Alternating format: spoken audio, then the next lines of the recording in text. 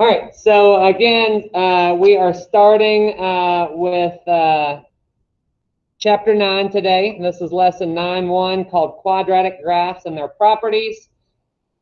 Our learning target is that we want to be able to graph quadratic functions that are of the form y equals a times x squared and y equals a times x squared plus c, okay? So if you think back to our activity from Friday, for those of you who were here and participated, we looked at basically like the flight of a basketball.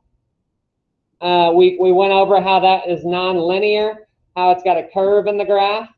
So that is, you know, that's what you get when you graph something that has x squared in it, right? So we're going from, we did a lot of graphing in the, hey, Jalen, you're like distracting the heck out of me. I can't imagine them over there, okay? So anyways, we go from like mx plus b, which is a linear graph, to now if you make it a quadratic, like you put a 2 exponent on x, it gives you a whole nother kind of graph. So that's what we'll be dealing with in Chapter 9. You got all these vocab terms that go with it, and we'll just address those as we need them, okay? Today's, we'll kind of look at vertex a lot. We'll look at maximum and minimum a lot, okay? So we're going to start by looking at a vertex. So, you know, watch me go through a couple of these, and then I'll ask you to do the same. So what we want to do in example 1 is we want to do 2 things, all right? So we want to name the coordinates of the vertex, given the graph, and also tell if it's a minimum or a maximum, okay? So we're doing 2 things here.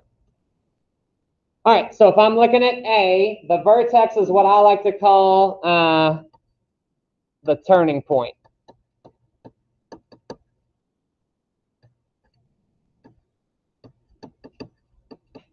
So it's either the top or the bottom of the graph, okay? So looking at A, it's going to be the very top of our graph, all right? So I'm going to go ahead and do a little X marks the spot there, okay? So my vertex for this parabola is on 0, 3, all right? 0, 3.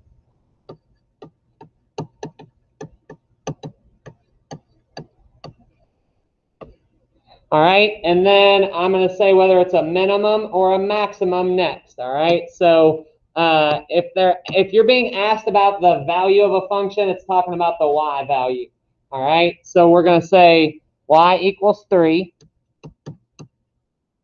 is the, and then we just say maximum or minimum value, all right? So is 3 just looking at the picture, does 3 look like it's the top of the graph or the bottom of the graph? Yeah? It's the top, right? So if it's the top value, then it's the maximum, all right? So y equals 3 is the max value. That's how you tell if it's maximum or minimum, okay? So let me do one more, and then I'm going to have you guys try a couple. All right, so again, we can see the turning point is here. So that means my vertex is, it looks like 1, -1. So if my vertex is at 1, -1, that means that we're looking at y equals 1 is the, what do we think, maximum or minimum there? It's the minimum. It's the floor. It's as low as the graph goes, okay? Y equals 1 is the minimum value. Yes? Y would be -1. Thank you. Yes. Very good. Oh, you a mint for that one. Yeah. I said y equals 1. It should be y equals -1 because that is our y value. Thank you, Mr. Johnston, for paying attention there. All right, so let's change that to y equals -1. All right, so now I would like you guys to try the next 2, C and D. You're naming the vertex and whether the y value of the vertex is maximum or minimum. I'm going to give you about 45 seconds to get ahead of me Feel free to compare with folks around you.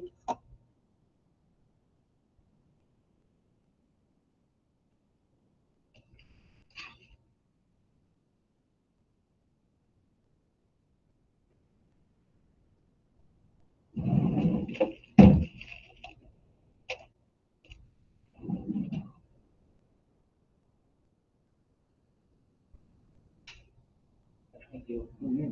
Thank you.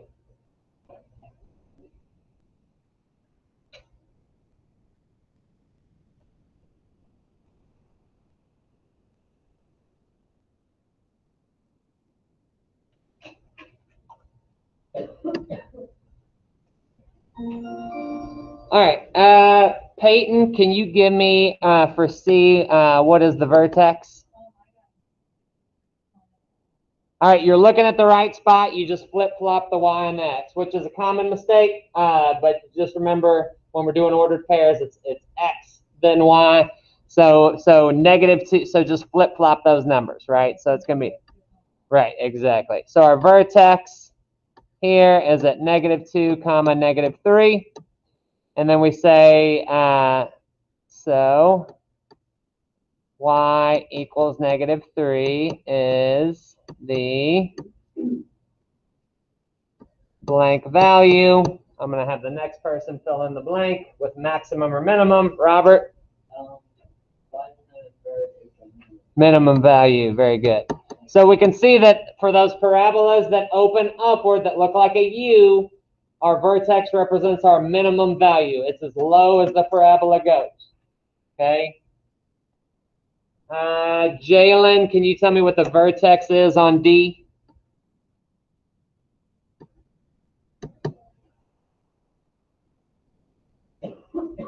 Is that a no, Jalen? Or you still working?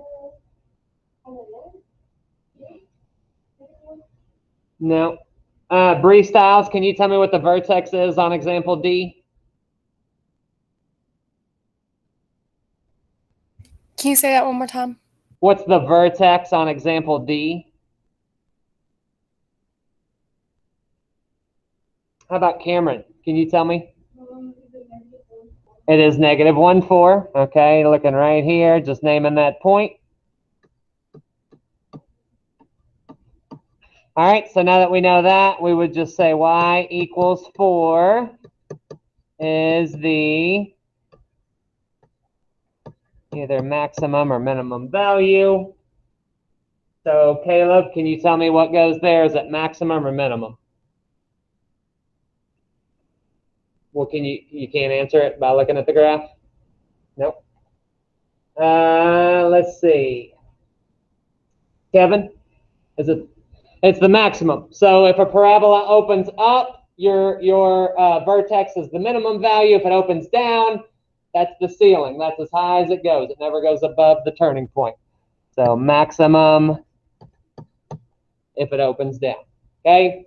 So vertex is a very key point when you're looking at a parabola. It's kind of like, one of the key points we look at when we're looking at a linear graph is we look at the y-intercept, okay? That's kind of like the vertex for a parabola. It's a very key attribute that you got to be able to identify and use, okay? Any questions about what we did there? All right, so the next part is where you'll see me using Desmos. And like I said, it's probably going to be a lot for you to try to do all of what I'm doing in Desmos, so you may want to just watch the screen. That said, feel free to try to keep up on your own. All right, so actually graphing one of these, and we'll go through tomorrow what it looks like on Math Excel, because it'll look a little bit different on Math Excel than it does with pencil paper. All right, so for now, we'll just do pencil paper. All right, so A wants us to graph the function y equals 1/3 x squared, and then name the domain and range, okay? So let's worry about graphing it first. So I'm going to go ahead and type what I see there. Y equals 1/3 times x squared, all right? And now I have it pulled up on my screen, okay? What you can't do here is just, you can't just try to trace it if it were on a test. All right, so we got to be able to zero in on key points, or what I like to call corner points. All right, So one point that's obvious is, what's my vertex look like it is? Yeah? It looks like it's the minimum. Well, right, but what are the coordinates of the vertex? The coordinates are Roofing? Sorry, roughing. Like we're not in the fourth quarter. 0, 0, all right? So 0, 0 is correct. We can highlight it there and it'll tell us for sure, but yeah, it does go through 0, 0. So let's go ahead and we're going to make an XY table. Just an old school XY table. And you always want to put your vertex like in the middle. So I'm going to skip a space, and put 0, 0 here, okay? All right, and then we want to kind of show 2 points on both sides of the vertex. You notice there's that symmetry on both sides, okay? If you folded it on the vertex, one part would lay right on top of the other. So we want to see that in our points. So you might want to note here in your table that this is the vertex, and the vertex goes in the middle. So I'm going to put that point at 0, 0. And now I'm going to look for another corner point. All right. So just looking at my screen there, it doesn't look like 1 goes to a corner point. It doesn't look like 2 does. It does look like 3 does. Okay. So it's kind of hard to highlight, but you can see that it does go through -3, 3. All right. I had it highlighted, then that thing popped up. -3, 3. All right. I'm going to show you a different way you can play around with this too, but for now I'm just going to look at the screen. So we're going to say -3 goes to 3. Now watch what happens on the other side. This is kind of neat. So if -3 goes to 3, then that means 3 should go to 3 as well. All right, so you can kind of see that it does. And when I highlight it, and see, it's kind of hard to get right on it, but and that thing pops up. But 3 goes to 3. Okay, I showed it there for a second. So we're going to put that in our table right here.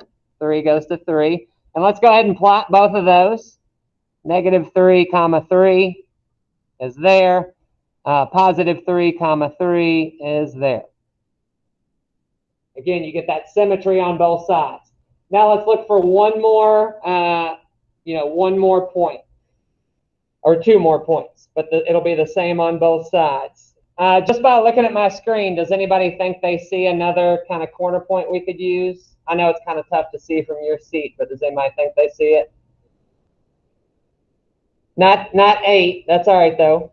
So think about our first one. We went from 0 to 3.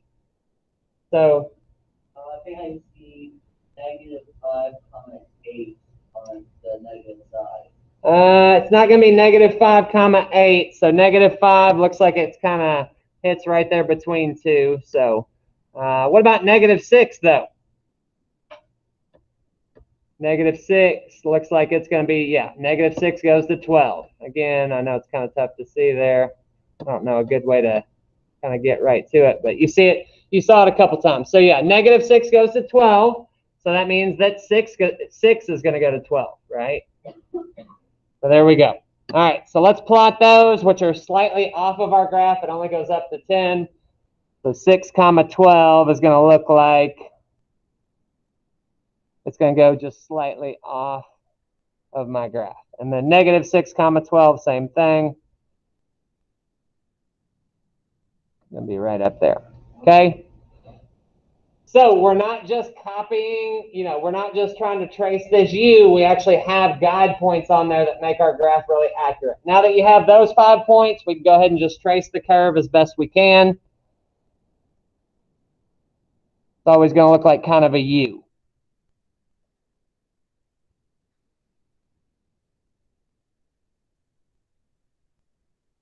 All right, and we'll do another one. And actually, while you're catching up, let me show you one more thing you could do that might be helpful. You still have to kind of see it, but if you can't get your clicker on the right point just to verify, you can also go to this gear here.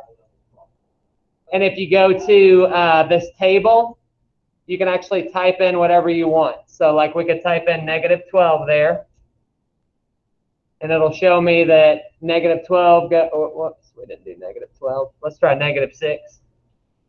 Negative 6 goes to 12. I can type -3 there. I can type whatever I want, and it'll show me, you know, my points. Okay, so that's under table, which is helpful too. Okay. Anyways, that's kind of how you can come up with a graph. I forgot to fill in our other 2 points here, so let me finish that.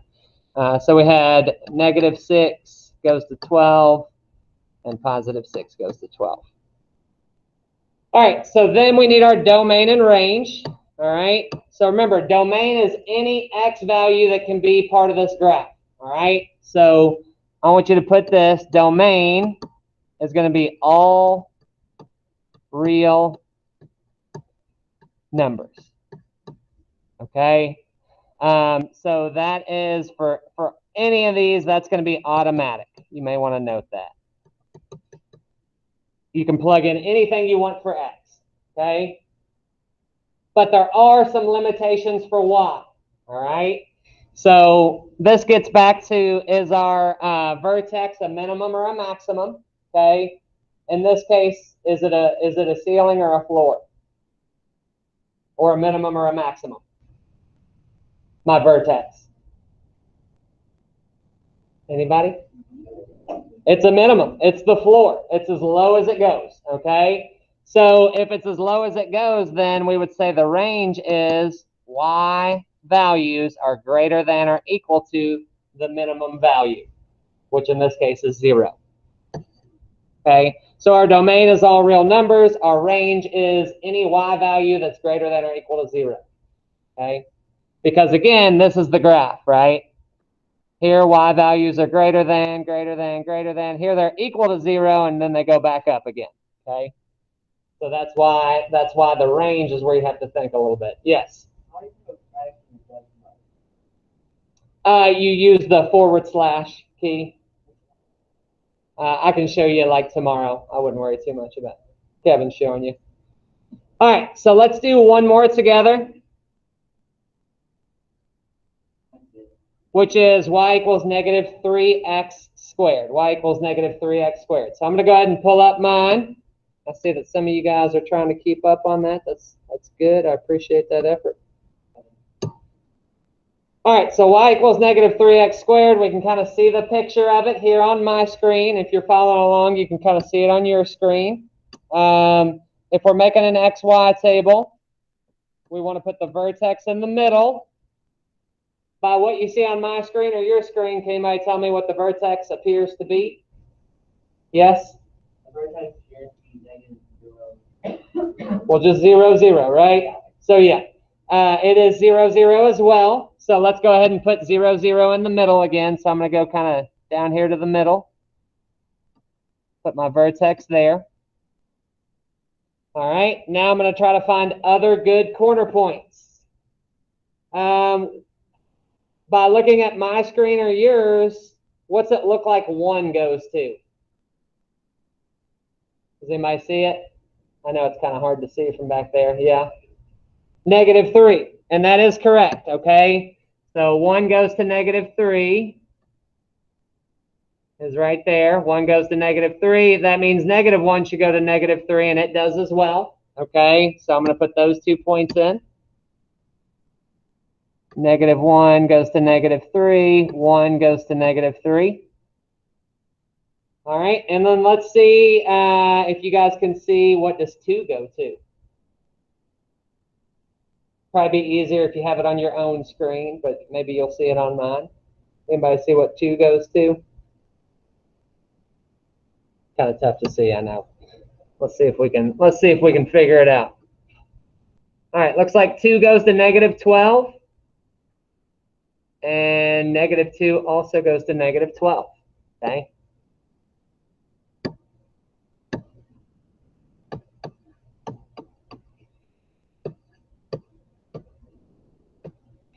All right, so those will be the points that I use in order to have a really accurate graph here. Okay. So I like to start in the middle, 0, 0. Then I have 1 goes to -3. Same thing on the other side, -1 goes to -3. And we have 2 goes to -12. That goes off the bottom of our graph just slightly. And then same thing on the other side, -2 goes to -12.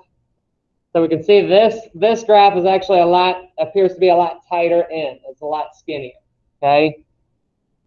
Now I'm going to trace my curve as best I can. So it's not like with a linear graph where you can just use like a ruler. This is a curve. You just have to do your best to trace it, okay? All right, now domain and range to finish it up. Domain is automatic. Anybody remember what we said domain always is? You don't even have to think about it. All real numbers. Let me show you a different way to write that, okay? I'm going to just write the word all, and then here's the symbol for real numbers. That fancy looking R, okay? That just means all real numbers, okay?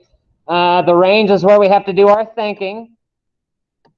All right, so you go, y is something, then our minimum or maximum value, right? So our minimum or maximum value is 0.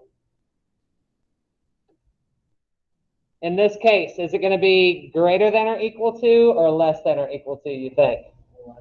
Less than or equal to, because that's our maximum value. So everything else y-wise is underneath. So less than or equal to. All right, Robert, I feel like you're on it today. You ate your Wheaties this morning. I like it. I like it. I know. I was just making a joke. All right. So let's go ahead and move on. I want to get through the next 2 examples. I know this is kind of a long day of notes, but tomorrow we'll kind of work and ask questions and stuff. But let's look at our next 2 examples, which we don't need Desmos for, so I'm going to go ahead and make this screen a little bit bigger. All right, so in example 3, we're going to compare the widths of parabolas. I call this the shape of a parabola, okay? So some parabolas are kind of short and smushed down. Some are tall and skinny, right? So we're going to look at what affects that, okay? All right, so question A says, what is the order from widest to narrowest of the graphs of the quadratic functions? And then you see they show us a picture of each one. So just looking at the pictures, it's obvious that this one is the widest.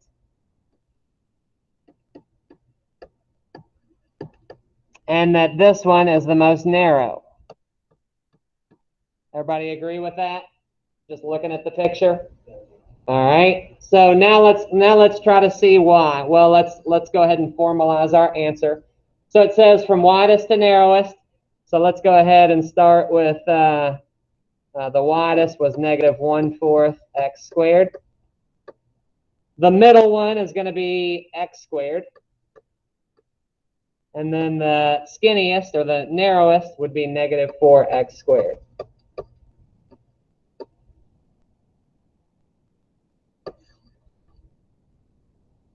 So widest to narrowest. So here's how you can tell, right? Here's how you can tell without even seeing a picture of the graph. All right, here's the deal. This is the generalization. All right, so any coefficient of x squared, we call that a. All right, so let's say it like this: the larger, and I would write this down: the larger the absolute.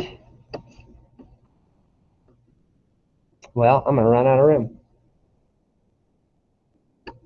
I'm going to say the larger the absolute value of a, the larger the absolute value of a, the skinnier the parabola.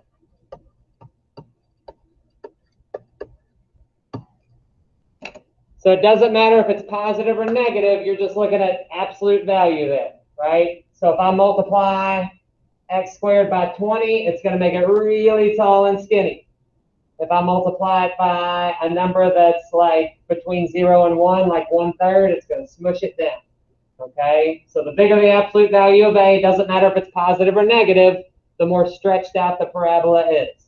Okay, so based on that, I want you, without using Desmos, to try to order these next three with no picture.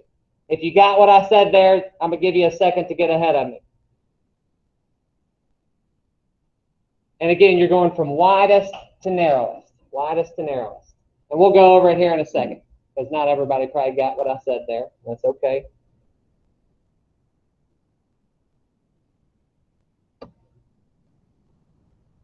I'm going to put up some hints on the board in case you are a little bit confused. Feel free to copy along if you're just waiting on the answer.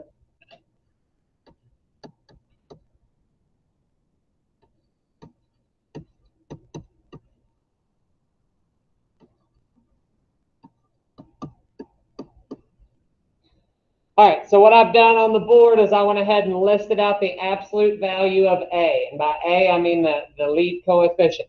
All right? So after you have that, you're basically putting them in numerical order. All right?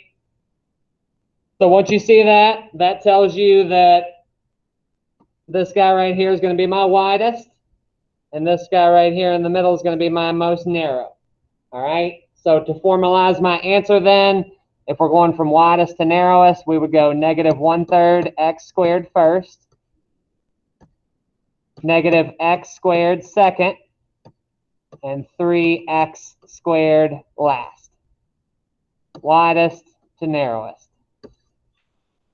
And again, don't worry about the sign. It's just it's the absolute value of A that determines the shape of the parabola. Okay? Don't worry about it. All right. Anybody have any questions about that? All right. So I am going to go ahead. We'll go ahead and finish with this last one. It's kind of a similar example. Now we're going to look at the effect of a constant at the end. All right. So if we have A, we know it affects the shape of the graph. The C at the end is going to affect the location of, like, it moves it up or down. Okay. So let's kind of finish up quickly. All right. So what they give us here, it says, how is the graph of y equals 2x squared? So 2x squared, just to be clear, is this red one. Okay. Starts at 0, 0, and then it goes up from there. Okay. Got points there, there. I'm not going to worry about too much detail. And then how is it different from the graph of y equals 2x squared plus 3? So that's the blue one.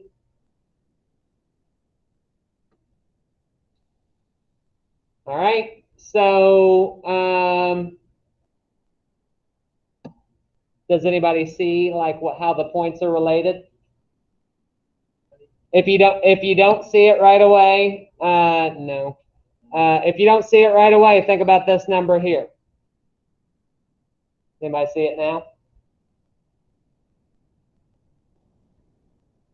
So how about how far are the vertices apart? How far are the vertexes apart?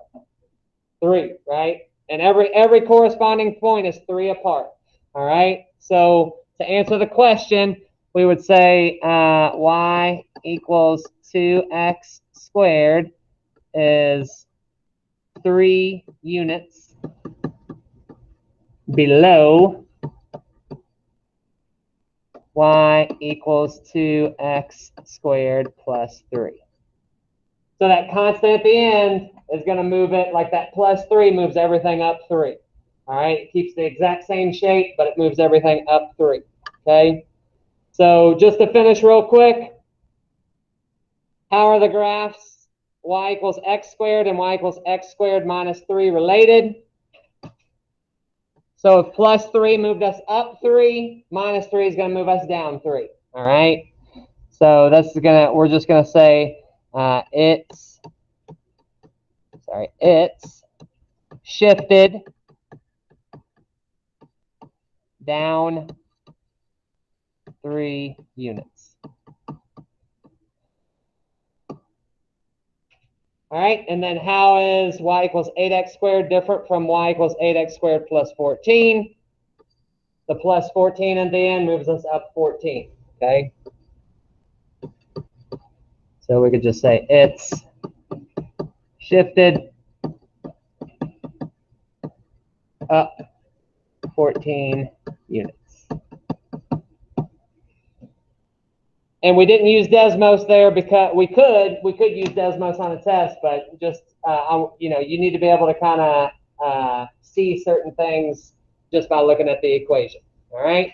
And I see that you guys are done. I know that's a tough day of just taking notes, but we'll follow up tomorrow with some work time. We'll save that word problem for tomorrow, and we'll figure out how to do this without me helping. Okay.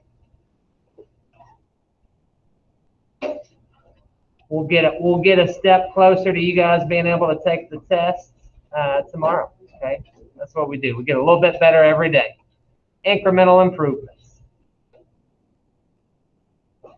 Virtual kiddos, I don't have anything else for you.